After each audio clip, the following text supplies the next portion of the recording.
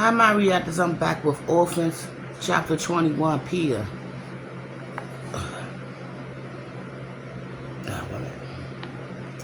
Sitting on the opposite end of the linen-covered table, beneath a sparkling chandelier, Dr. and Mrs. Hudson made small talk between bites of roast beef and sips of wine.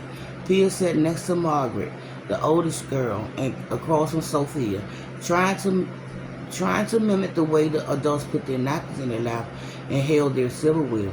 Elizabeth sat picking at her food in a wooden high chair beside her mother, and Leo lay swaddled in a cradle next to the fireplace. Behind Mrs. Hudson, platters of meat and barley biscuits lined the sideboards along with bowls of carrots, peas, and scalloped potatoes. Pia had never seen so much food in her life. Chewing slowly on a mouthful of biscuits, she couldn't help but think about Ollie and Max, how they had known nothing but hunger since the day they were born, how she had watered down broth and cut mold off of old bread to keep them alive, how they would very well might have starved to death inside the bedroom cubby. Guilt tightened her throat and she could barely swallow. It didn't help that Mrs. Hudson, after fixing her husband's plate and cutting his meat while he watched with a mixture of irritation and embarrassment, had insisted on giving Pia extra servings. She was already struggling to eat what was in front of her, and every whimper from Leo set her on edge. Earlier that day, Mrs. Hudson had taken her upstairs to show her where she'd be sleeping, and between that and a staggering amount of food on her plate, she felt like she was in a foreign country. Having expected to stay in the service quarter, which Miss Hudson had explained were only accessible by a separate staircase behind the pantry, Pia was surprised to be taken into a bedroom with a double-poster bed made up with an eyelet quilt and flower bed skirt just down the hall from the nursery. A dark oak dresser set between two wingback chairs below a tall window with tasseled curtains, and the rug felt as thick as a goose down pillow beneath her feet. "There's a closet too," Mrs. Hudson said, hurrying around the foot of the bed to show her. "I've already hung up the rest of the clothes I found for you. I even dug out another pair of shoes that should fit." Pia stood in the middle of the bedroom, stunned and embarrassed and uncomfortable. "I'm sorry, ma'am," she said, "but I can't stay in here." Mrs. Hudson's brown shot up. "Why on earth not?" "I don't mean to be rude, ma'am, but it's too fancy for me." "Don't be silly," Mrs. Hudson said. "No one else is using it. Plus, I can't imagine what you went through in that orphanage. You deserve to be comfortable." She slapped the quilt, raising a small cloud of dust, then smoothed it flat with both hands. "I appreciate, ma'am," Pia said. "I really do, but I don't deserve anything." As soon as the words left her mouth, she wished she could take it back. Mrs. Hudson waved a dismissive hand in the air. "Of course you do." Then she looked at Pia with a furrowed brow, suddenly realized the weight of her words. "Is that what they told you in that place? Where they're wrong. You deserve good food and a warm bed just as much as anyone else. If it makes you better, I want you to sleep in here to be close to the children. And because you won't be much use to me if you don't get acquainted with rest."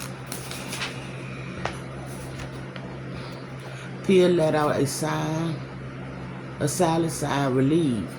Mrs. Hudson hadn't asked why she said such a thing, and being close to the children made sense.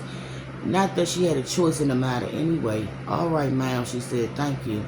Now, sitting in her husband's fancy dining room and trying to eat to be polite, all she could think about was how little food the orphans at St. Vincent had, and how much longer she and her brothers could have survived on her plate of meat and vegetables alone. Finn was right when he said whatever situation you were born into was a matter of luck. But it didn't seem right or fair that some had so little while others had more than they could ever need. If she and her brothers had access to even half the bounty on the sideboard, they could have lived on it for weeks, and she wouldn't have to leave them in a cubby. "Is the food to your liking, Pia?" Mrs. Hudson asked. She fed a spoonful of potatoes to Elizabeth, who opened up like a baby bird as soon as she saw the food coming. Pia wiped her mouth with her napkin. hoping no one noticed the tears in her eyes. Yes, ma'am, it's delicious. Thank you. No need to be shy, Dr. Hudson said. Eat up. I'm sure you didn't get this kind of food in the orphanage. No, sir, Pia said. I didn't. She wanted to tell him about the dense stew and cold porridge she eaten day after day after day, but didn't think it was a good idea. What could he do about it? Instead, she picked up her knife, cut a thin slice of meat off the massive slab on her plate, and put it in her mouth, hoping she'd be able to chew and swallow without choking. What's that orphanage, Margaret said. Never mind, Margaret, Mrs. Hudson said. It's not anything you need to know about. Now sit up and eat your dinner, or there's no dessert. She fed Elizabeth a spoonful of curds, then regarded her husband with a worried look. Have you heard anything? Do you have any idea how long it will be before, things started getting better? Dr. Hudson took a long sip of wine and set his glass back down, his forehead furrowed. They're fairly certain a third wave has started. And this February cold keeps everyone inside buildings and crammed together on trolleys, which doesn't help. Mrs. Hudson put down Elizabeth's spoon, pulled a handkerchief from her sleeve, and dabbed her eyes. I'm sorry, darling, Dr. Hudson said. I know it's difficult staying cooped up in this house all the time, but it's for the best. We have everything we need right here, and anything we don't have, we can get delivered. You never forgive yourself if one of the children got sick. Mrs. Hudson sniffed and wiped her nose. Of course, you're right. I'm worried more than anything. I just wish you stopped seeing patients again, at least for a little while. Tato, Elizabeth said. Tato, Elizabeth, patting the wooden tray of her high chair. Tato. Mrs. Hudson fed her another spoonful of potatoes, still blinking back tears. I understand, Dr. Hudson said, but I had to do my part even if I can't do anything I used to do. He glanced at the stub of his arm, irritated, then looked at his wife again. We all had to make sacrifices right now, and we need the money, remember? Mrs. Hudson stuffed the handkerchief back in her sleeve with a trembling finger. Of course, dear, she said. It just makes things more difficult worrying about that, too, that's all. I know, Dr. Hudson said, but as I assure you, if anyone comes in presenting with symptoms, I won't come into the house until I'm sure I hadn't been infected.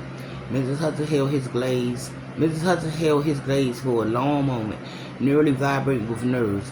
But if you do get infected, she paused and dropped her eyes, fidgeting with her napkin. It was hard enough worrying about you during the war, and now this. What's infected, Margaret said. It's not nothing you need to worry about, sweetheart, Dr. Hudson said.